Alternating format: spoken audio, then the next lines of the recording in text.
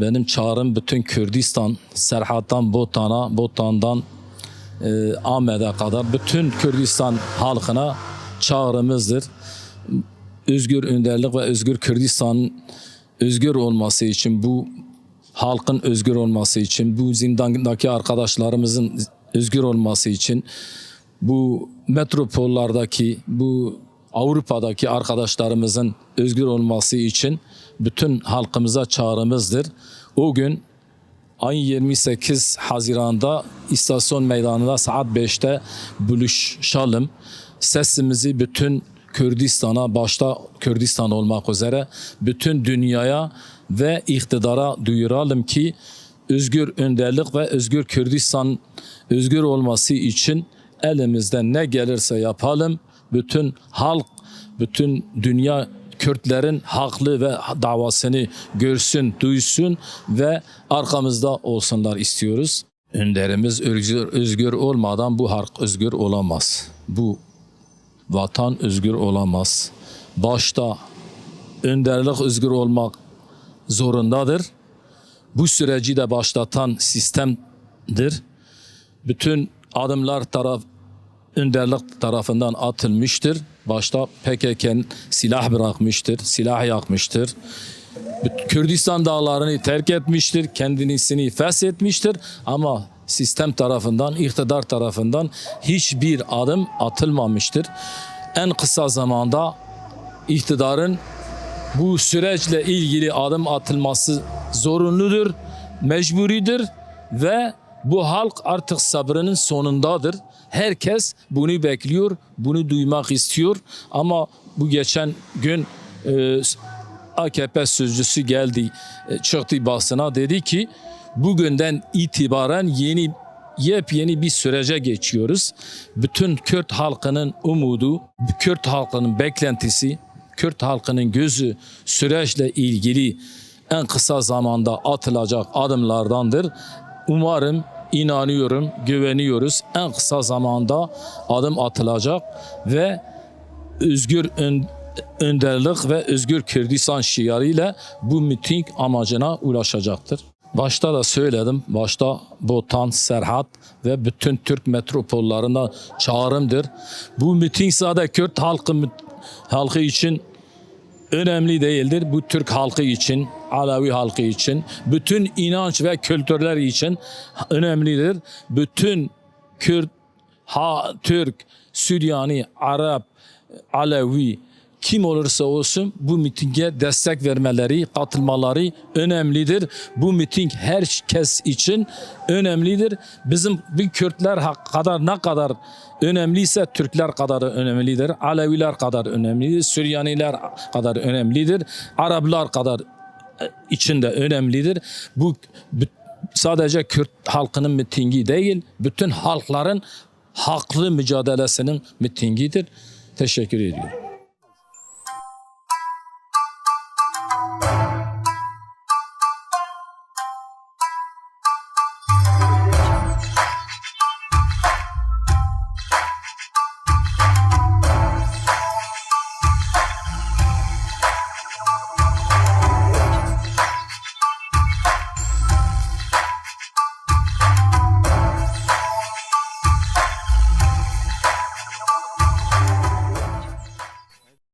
Tabii tarihi bir süreçten geçiyoruz.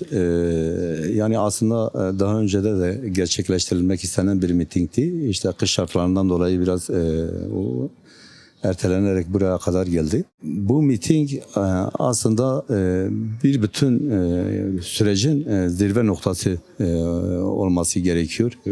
Öyle bir anlamı da var.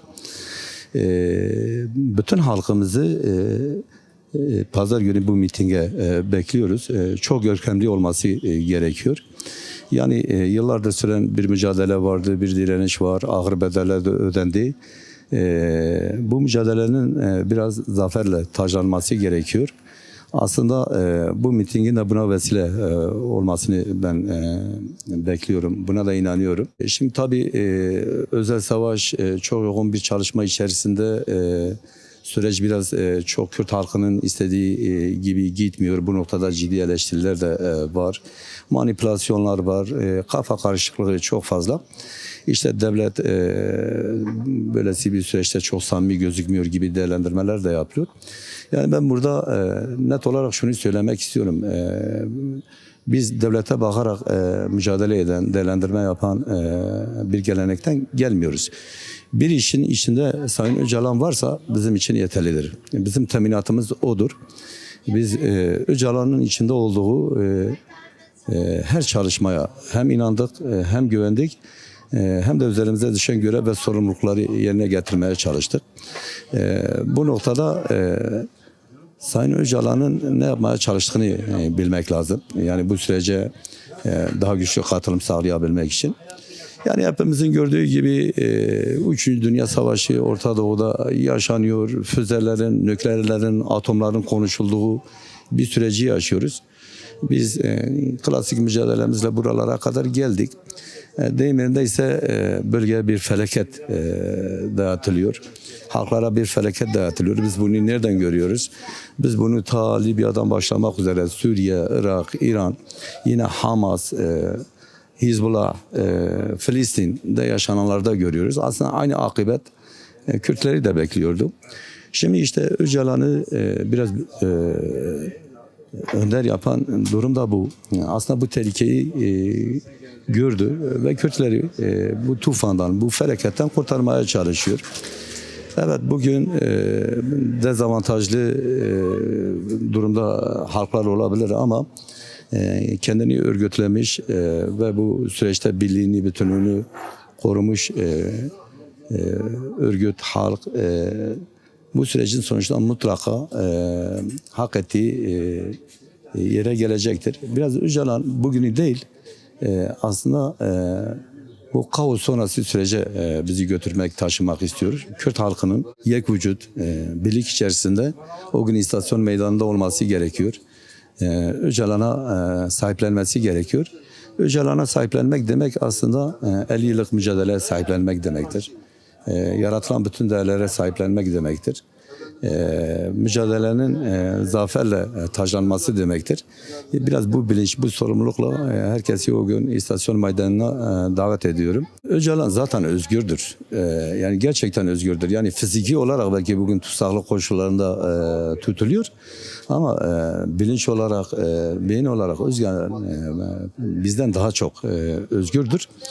Fakat yani mesela bir barış süreci geliştirilmiş. Muhatap Sayın Abdullah Öcalan'dır. Yani bu noktada daha başarılı, daha sonuç alıcı çalışmalar yürütebilmesi için fiziken bir özgürlüğüne de ihtiyaç vardır.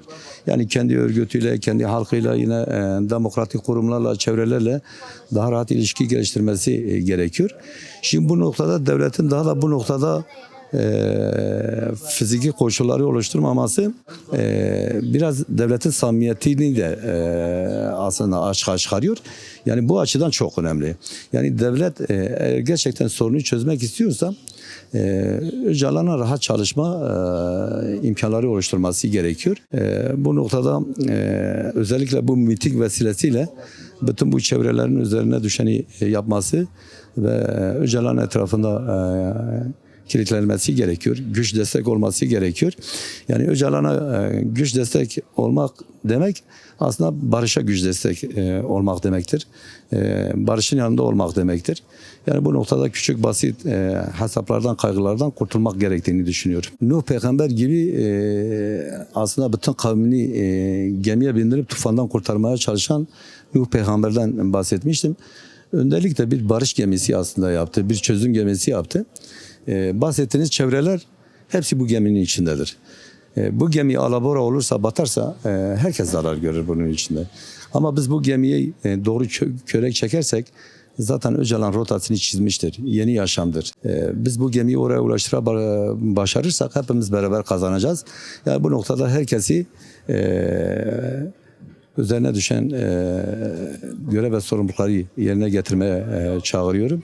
Ve herkesi o gün miting alanına davet ediyorum.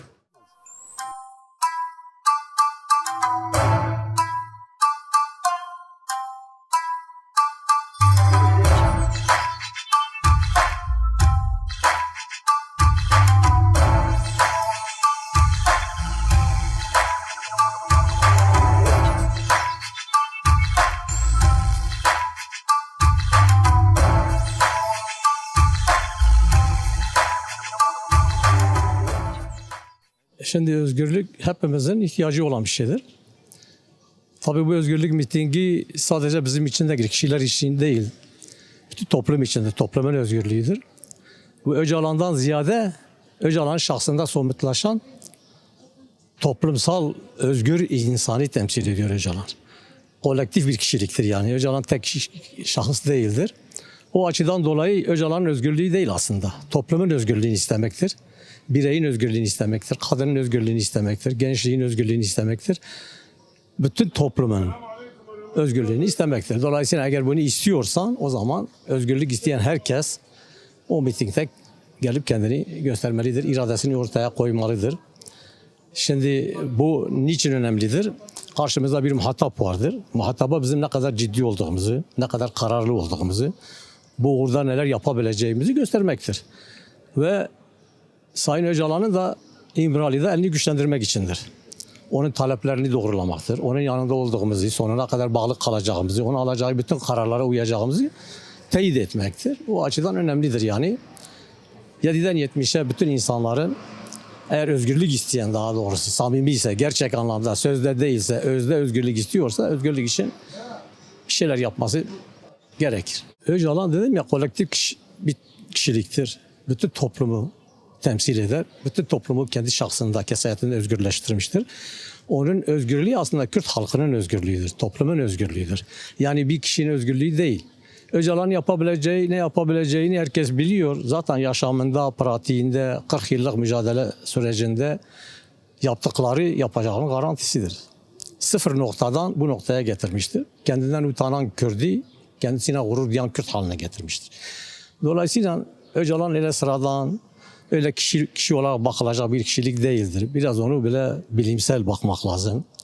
Biraz sosyolojik olarak bunu değerlendirmek lazım.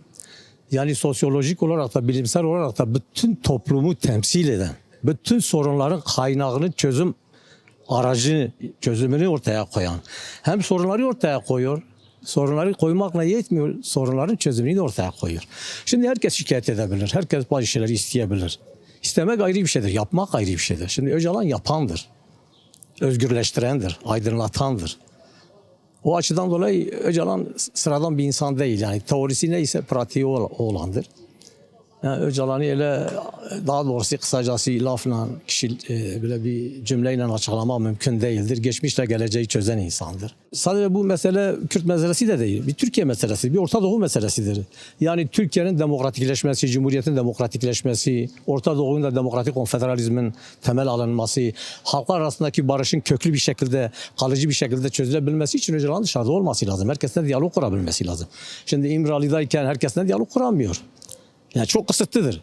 Yani devlet yetkilerinin dışında hiç kimsenin diyalog kuramıyor. Kuramadığı zaman etkisi de bu kadardır yani.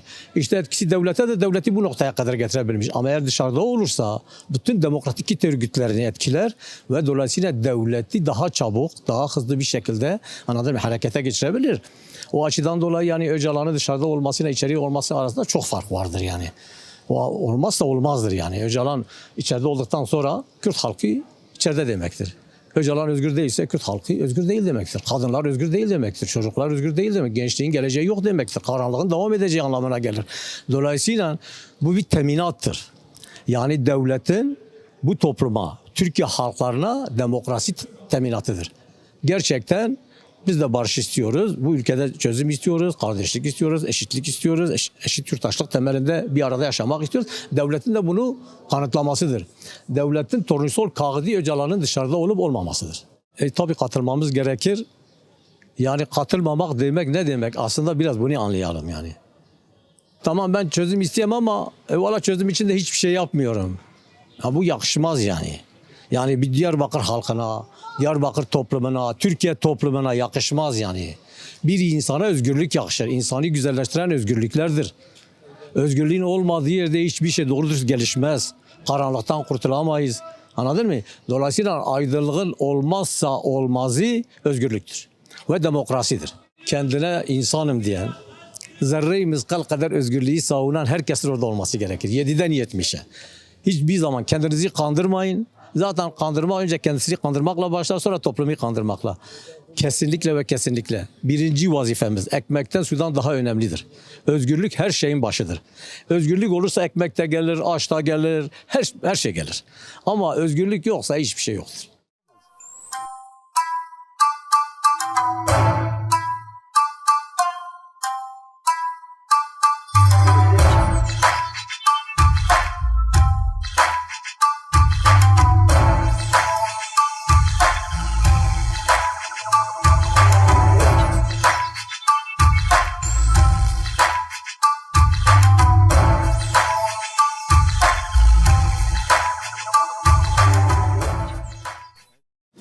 Bilindiği gibi 2 yıldır bir barış ve demokratik süreci başlamış Önder Apo'nun çağrısıyla beraber.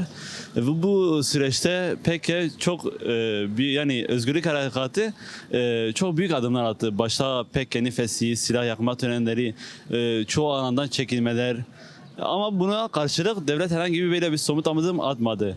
Yani biz de bu mitingde hem başta bu pazar günü olacak mitingde Önder'in özgürlüğünü haykıracağız. Yani Önder'in özgürlüğü şahsında Kürt halkının özgürlüğünü haykıracağız. Çünkü Önder'in özgürlüğü Kürt halkının özgürlüğüdür aynı zamanda.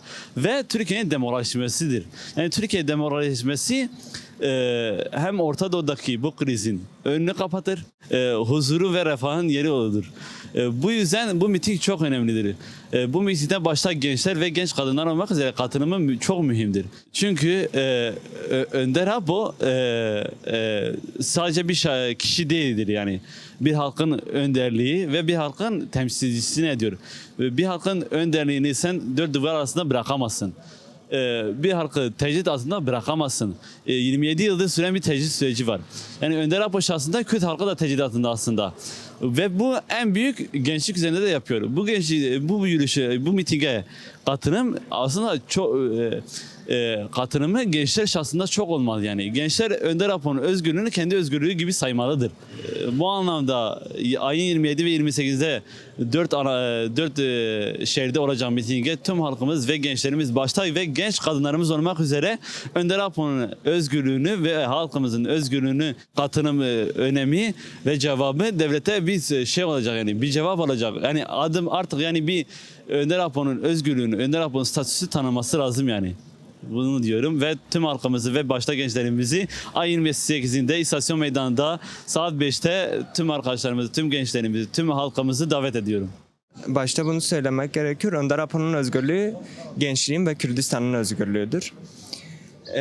Önemi de Orta Doğu'daki kriz ortadadır. Yani hepimiz Orta Doğu'daki krizi görüyoruz. Bu Önder Apo'nun özgürlüğü bu Orta Doğu'daki krizi durduracak güçtedir. Önder Apo'nun özgürlüğü halkların özgürlüğüdür. Kürdistan halkının özgürlüğüdür. Orta Doğu'nun refaha varmasıdır. Türkiye'nin demokratikleşmesidir. Başta genç kadının ve gençlerin özgürlüğüdür Önder Apo'nun özgürlüğü. Bu yüzden çok önemlidir. Ve gençlerin bu süreci sahiplenmesi gerekiyor. Genç başladık, genç bitireceğiz. Bütün halklar tarafından gençlerin dinamik güç olduğu artık açık ve net ortadadır. Gençlerin bu süreci sahiplenmesi gerekiyor. Ve bu mitingde ağırlık genç kadın ve gençlerin olması gerekiyor. Genç arkadaşlarımızla Önder Apo'nun özgürlüğünü sağlayacağız. Arkadaşlarımızı bekliyoruz. Bu Önder Apo için ilk miting olacak. Bütün gençlerimiz bunun farkında. Önder Apo'nun şu sözü vardır. Genç başladık, genç başaracağız. Bu sözden kaynaklı biz adımlarımızı attık. Adımlarımız gayet kudretliydi, güçlüydü. Hani o Kürdistan sahasında çekilen arkadaşlar da oldu. Bunun için devlet herhangi bir adım da atmadı. Yani bu çağrı, bu miting bizim için mühim bir mitingdir. Çünkü Önder Apo'nun statüsü bütün Kürt halkının statüsüdür. Önder Apo özgür olmadan Kürt halkı özgür değildir bence, yani benim şahsi düşüncem. Güçlü bir miting olacak. İnanıyorum buna. Kalabalık da geçecek. Yani Önder Apo'nun özgür olması Kürt halkının ve Orta Doğu'nun özgürleşmesi demektir. Türkiye'nin demokratik toplum olması demektir. Yani gençlerimizi bu çağrıya biraz daha benimsemeleri lazımdır.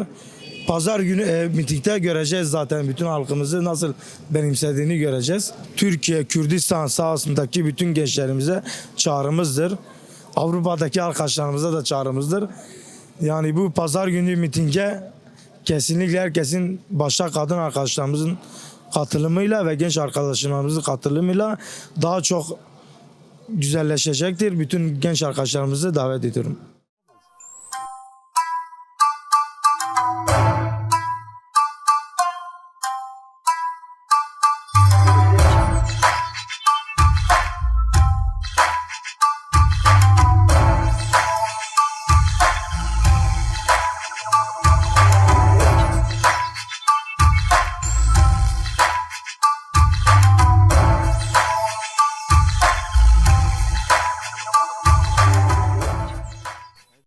Oldukça önemli bir mitingi Ahmet karşılıyor.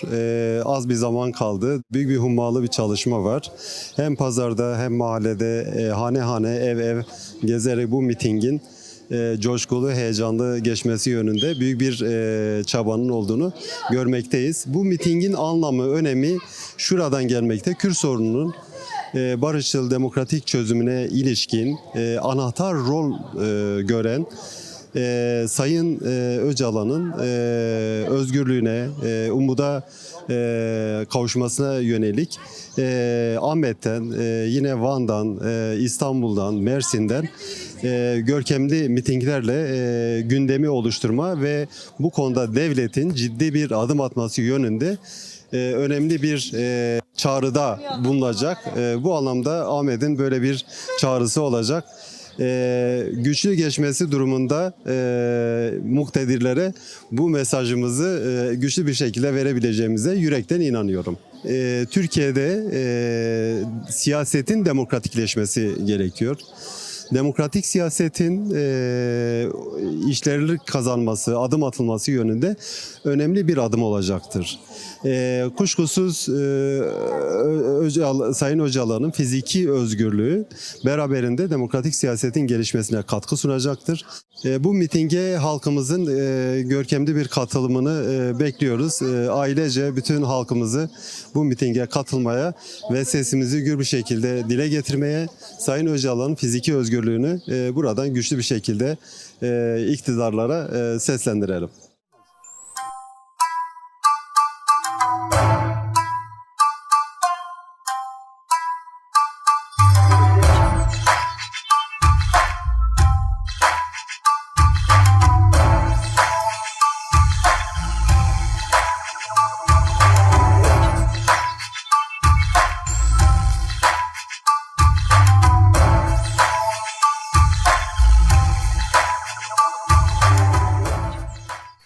Başta şunu söyleyeyim, düşük yoğunluklu savaşta, 50 yıllık savaşta büyük darbeler alan, savaşın acısını yaşayan birey olarak bu barışın olmasını istiyoruz ama onurlu bir şekilde. Bizim için çok büyük bir anlamdır, çok büyük anlam içerir. Ondan dolayı da bu süreci destekliyoruz, önderliğimizle birlikteyiz. Bu sürecin de yürümesini istiyoruz. Sonuca ulaşmasını da istiyoruz. Kimsenin ölmesini istemiyoruz. O savaşı tekrar yaşamak istemiyoruz. Orta Doğu'da, ülkemizde barış istiyoruz. Özgürlük istiyoruz. Sayın Öcalan artık bir Kürt lideridir. Kürtlerin lideridir. Ve temsiliyettir, büyük bir temsiliyet. Bir halkın temsiliyetidir, önderidir. Lidersiz bir süreç, bir halk olmaz. Ondan dolayı önemlidir. Eğer gerçekten ülkemizde ve Ahmet'te barış istiyorsak, daha ferah bir yaşam istiyorsak, özgürlük istiyorsak bu mitinge gelelim, destek olalım. Bir adım atılsın artık. Yani Türkiye tarafı bizi görsün, bir adım atsın. Bu mitingin önemi o kadar önemli ki Kürt halk önderi Sayın Abdullah Öcalan'ın çağrısı üzerinde bir süreç başlatıldı. Bu süreçle ilgili yani bizde beklenen, Kürt halkla beklenen onun eli güçlendirmek, ona sahip çıkmak, bu süreci barışçılığa ulaşmaktır. Ayın 28'inde pazar günü saat 5'te İstasyon Meydanı'nda biz orada Kürt halk olarak hepimiz toplanacağız. Özellikle Ahmet halkı hepsi çağırıyorum. Sesimiz İmralı'ya ulaşacak.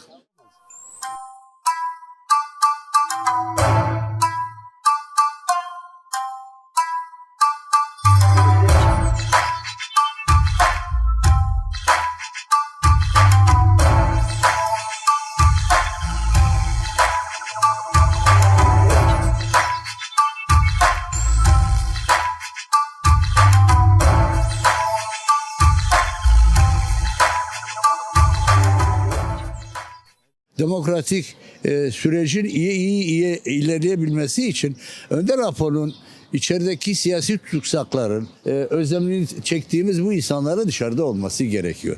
Bu barışın bir ilk adımı olur. Daha sonra da bu artık diğer siyasi süreçler, diğer kanuni şeyler de artık mecliste onlara kalmıştır. Biz diyoruz ki bir özgür olsun, aramızda gelsin, iyi görüşebileceği insanları iyice görüşebilsin ki rahatlıkla bu süreci götürebilsin. Mitinge diyoruz ki bütün halk katılsın. En azından bir görsünler ki bizi yönetenler görsün ki bu böyle büyük bir taleptir.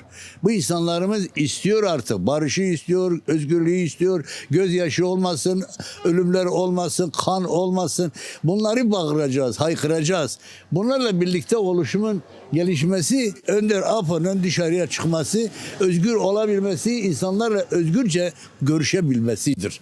Yani kimi istiyorsa, kimle görüşmek istiyorsa, kimin fikrini almak istiyorsa, kime fikrini ulaştırmaya çalışıyorsa Önder Apo'nun özgür olması gerekiyor. Başta ve onlar tabii içerideki tutsaklar olur, dışarıdaki şeyler olur, dağdakiler gelsinler. Artık yeter, demokratik bir barış olsun, demokratik bir süreç olsun. Artık silahlar bir yere gitsin. Ondan sonra da artık politikayı biz kalemle, bilgiyle, birikimle, donanımla yapalım. Bu bizim sivil toplum örgütleri, demokratlar, sosyalistler, bunlar da barış isteyenler bunun içerisinde kendilerini var etmezlerse biraz süreç sekteye uğrayabilir. Onun için herkesin isteği burada olsun ki bunlar da böyle bir başarıya ulaşabilsin. Demokratik süreç iyice bir işleyebilsin. Herkesi, kadın, erkek, kız, çocuk, büyük, yaşlı herkes olsun orada. Herkesi çağırıyoruz. Bu çok önemli bir mitingdir. Herkese selam ve saygılarımla. Dixwazin hemû gelê me beşdarê vê mîtingê bibe. Mîtinga me ji bona gelê rêberê gelê Kurd Serok Öcalan û hemû girtiyê menê hebs û zindanan ji bona azadiya wan e. Em dixwazin hemû gelê me beşdar bibin, ji we re spas dikim serkeftin dixwazim.